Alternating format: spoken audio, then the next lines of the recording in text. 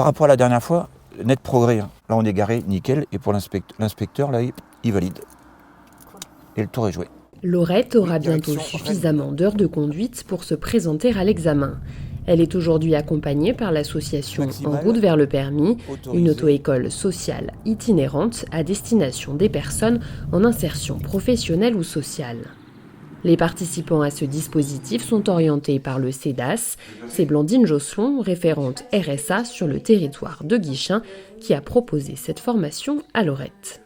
Un des critères, évidemment, c'était quand la mobilité revenait en permanence, hein, en tout cas dans nos échanges, que c'était vraiment un frein hein, pour mener à bien les démarches du quotidien. Et ceux pour lesquels, en tout cas, il y avait déjà eu des tentatives d'inscription dans des auto-écoles, mais les personnes n'étaient même pas allées jusqu'à la présentation au code de la route. En route vers le permis existe depuis 2017 et résulte d'un partenariat fort entre l'association et le département.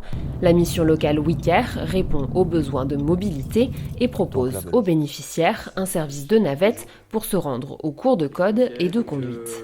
On a mis en place Navetteval qui permet de faire en sorte que certaines personnes qui n'ont pas de possibilité de se déplacer puissent se déplacer avec une navette qui vient les chercher et les dépose à la formation. L'auto-école voyage sur le territoire d'Ille-et-Vilaine et propose des sessions de 3 mois pour des groupes de 12 personnes. Au programme 48 heures de code, puis les cours de conduite, un programme intensif qui favorise aussi le lien social. L'approche est complètement différente, il n'y a plus le côté commercial, on peut prendre le temps. Quand on a des gens qui sont extrêmement sensibles, on a parfois des gens qui ont très peur de la route. Ce qui peut se comprendre d'ailleurs, ils ont parfois eu un vécu un peu douloureux avec la route. Donc avec eux on peut prendre le temps, on peut faire des pauses. Voilà. Laurette doit aujourd'hui se déplacer à pied ou en bus lorsque c'est possible.